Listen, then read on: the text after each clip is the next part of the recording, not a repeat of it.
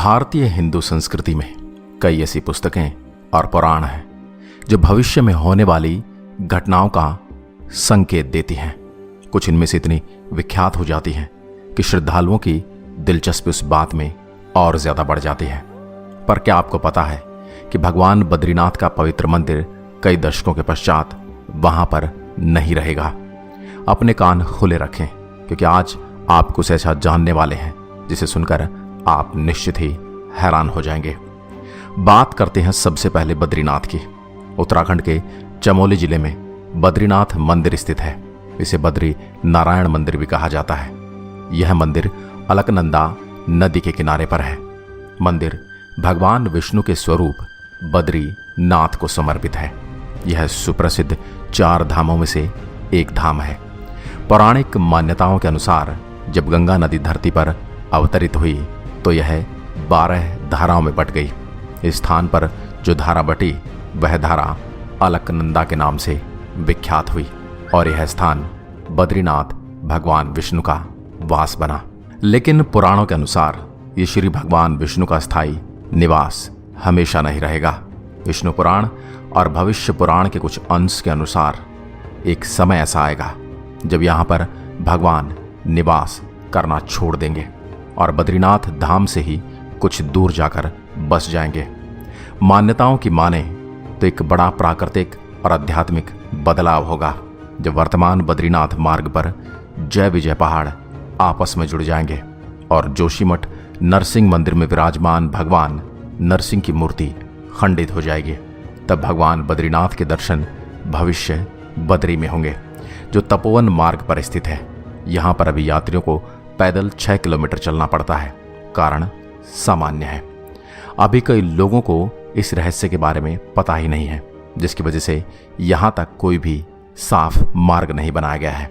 बताया जाता है कि जंगल के बीच एक पत्थर पर धीरे धीरे भगवान के स्वरूप की आकृति उभर रही है।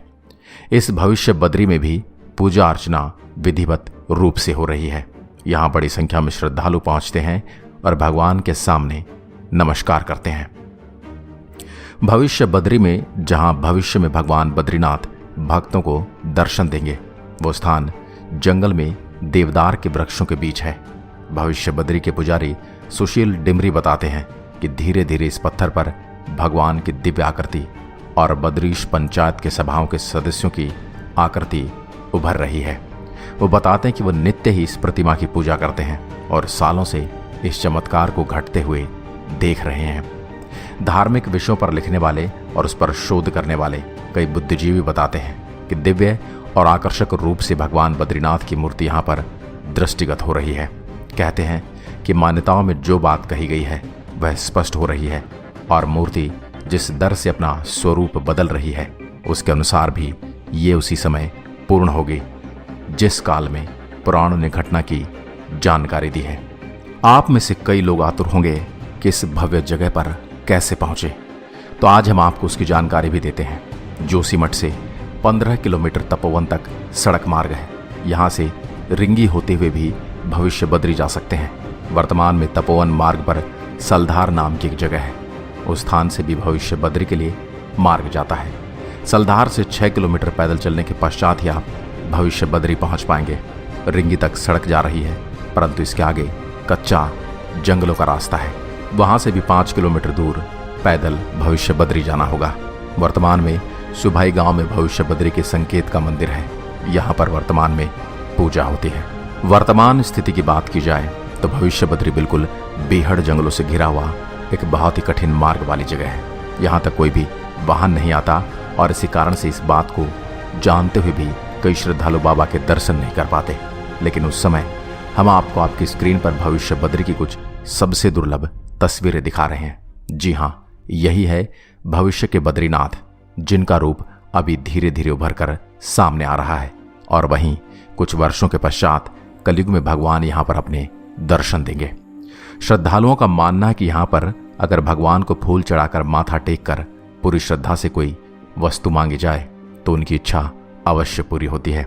व्यवसायिक, वैवाहिक, पारिवारिक या अन्य कोई भी प्रकार की समस्या हो, यहाँ से जाने के बाद हर भक्त को अपना समाधान मिल जाता है।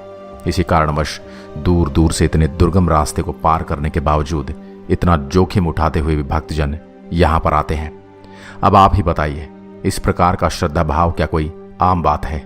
यह स्वयं भगवान विष्णु की कृपा नहीं तो और क्या है, जिसके कारण बड़े से बड़ा और छोटे से छोटा व्यक्ति भी इतनी कठिनाइयों को नंगे पैर पार करके श्री बद्रीनाथ के सामने नतमस्तक हो जाता है।